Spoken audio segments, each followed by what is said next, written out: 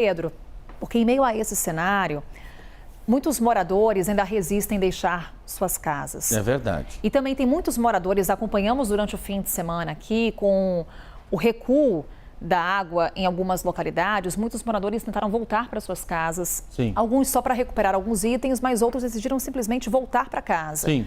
Você está colhendo muitos relatos nesse sentido. Sim, e ontem o nosso repórter lá em Rio Grande, o Guilherme Rajão, entrou em uma dessas casas que tinha um homem que estava justamente de volta depois da inundação.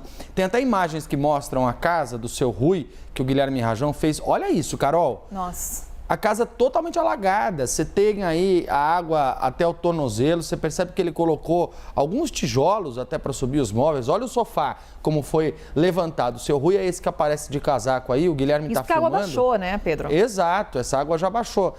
E aí ele vai percorrendo pela casa. Imagina você viver numa casa como essa, totalmente alagada, ter que andar de bota de lá para cá, móveis todos levantados. Você não tem condição de cozinhar, você não tem condição de ter um momento de descanso, de lazer e dorme preocupado com o que pode ter acontecido de fato nesse meio tempo que você dormiu e acordou. E como o seu Rui, várias pessoas voltaram para casa, não só em Rio Grande, onde o Guilherme Rajão registrou essas imagens e conversou com os moradores, mas também em outros lugares, especialmente na região metropolitana de Porto Alegre. Essa aqui é a imagem do seu Rui, Carol. Contar um pouquinho o que ele disse para o Guilherme. Ele fala que ele decidiu voltar para casa para tentar salvar o que tinha, mas que os vizinhos se organizaram para fazer uma espécie de patrulha solidária, ou seja, um revezamento para evitar arrombamentos. Então, cada dia vai um vizinho, fica em casa e passa a noite ali para poder observar, para ver se não tem nenhuma movimentação estranha, para acionar as autoridades. Um medo, assim, um desespero coletivo com essa preocupação de as pessoas, de fato, serem roubadas, furtadas nas suas casas. E o que me chama mais atenção da fala do Rui, na conversa com o Guilherme Rajão, é que o Guilherme pergunta, mas como é que está essa situação da água voltando a subir, né? Você tem a Lagoa dos Patos aumentando. E ele fala, não, eu estou monitorando e estou acompanhando para poder avaliar o que a gente vai fazer. Até para entender aqui, Pedro, talvez o Guilherme tenha te orientado. Aqui seria a parte de trás da casa dele. Sim. É uma rua alagada ou ali é uma lagoa? É uma rua alagada. É uma rua alagada. Sim, a rua dele está alagada. E a casa, consequentemente, também. Ela não está com um nível muito alto da água, mas já é suficiente para conseguir, de fato, invadir todas as casas.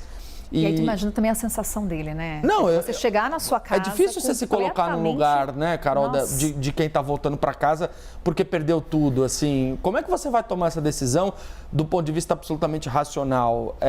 Salvar a vida ou salvar tudo que você construiu durante ela? É um dilema delicadíssimo, complicadíssimo. Acho que aqui o nosso papel não é de condenar ou criticar ninguém, é mostrar mesmo a realidade dessas pessoas que decidiram voltar para casa. Mas me chama a atenção que ele fala assim, não, estou monitorando, estou acompanhando para ver conforme a lagoa sobe o nível da água. Mas peraí, você está numa casa que já está alagada. Não é que há uma possibilidade da água chegar à sua residência. E a água sobe tão rápido, ela já está, sobe muito rápido. Pedro, a gente conversa com várias vítimas das enchentes e nos relatos, inclusive de muitos que são resgatados. Lembro, por exemplo, aquele senhor que foi resgatado, salvo engano, em Porto Alegre, em meio à enchente, estava preso ali numa grade e homens do Exército foram salvá-lo. E ele relatava, a água subiu muito rápido. Eu achei que dava tempo, mas não deu. E não dava. E muita gente teve essa mesma percepção, né? Aliás, a própria prefeita de Pelotas, ela estava contando que as pessoas, elas estavam esperando. Por parte da população, muito embora eles já tivessem visto o que aconteceu mais ao norte do estado, por parte da população que estava naqueles bairros de risco, ainda havia um certo ceticismo com o que poderia acontecer.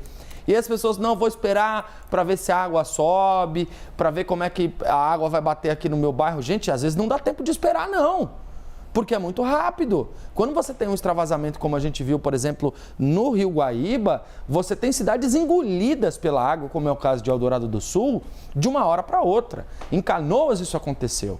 Em Canoas a água subiu tão rápido que as pessoas saíram com a roupa do corpo.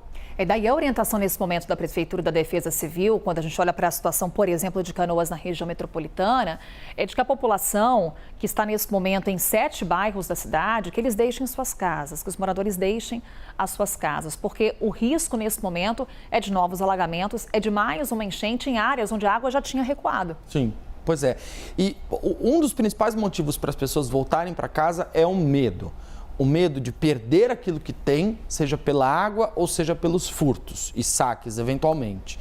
É importante dizer que a Polícia Civil vem dizendo que tem feito um trabalho de rondas, de patrulhamento nos rios, inclusive estão com 10 novos barcos agora, para poder percorrer essas cidades e garantir que as casas vão estar a salvo. E que não tem tido registros de saques. Saques que são aqueles casos de grupos de pessoas que invadem casas e roubam coisas ou comércios, de fato aconteceram no primeiro dia dos alagamentos em 2 locais, segundo a Polícia Civil, em um supermercado e uma loja de informática.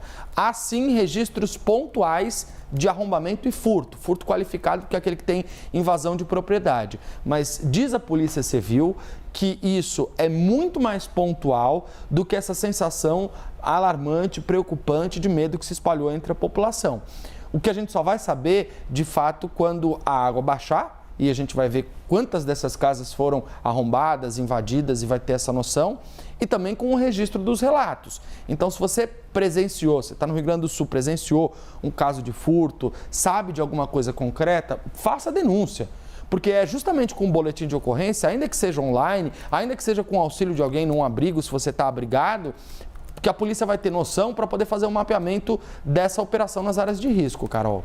Pois é, até, Pedro, a grande dificuldade da polícia, estou aqui levantando alguns dados para ilustrar a nossa conversa, mas nessas áreas alagadas para a polícia também é um desafio esse monitoramento, justamente pela falta de barcos, de motos aquáticas, de botes, para conseguir fazer o patrulhamento de todas essas áreas. Você tem várias áreas também sem o fornecimento de energia elétrica, até por uma questão de segurança para efetuar esses resgates. Parte das estruturas, das instalações ainda estão debaixo d'água, é mais um desafio. E tem um outro ponto com relação à segurança, que é a segurança nos abrigos. Sim. Tanto que nesse momento, se há o auxílio da Força Nacional, é olhando também para esses abrigos, para atendimento a essa população que está desabrigada, que está desalojada. E aí, Carol, vou trazer aqui um dado, vou recuperar essa informação para poder trazer para vocês, porque qual foi a estratégia da Prefeitura de Porto Alegre, que está com 14 mil pessoas abrigadas?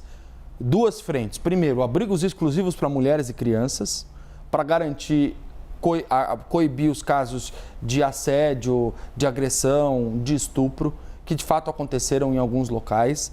E mais, colocar câmeras de vídeo monitoramento em abrigos. E aí, a gente coloca aqui, trazer a informação, 20 unidades da rede de acolhimento vão ser equipadas com essa tecnologia. Tem até uma fala do secretário municipal de segurança, Alexandre Aragon, que ele fala que a primeira tarefa depois desse evento climático foi salvar as vidas.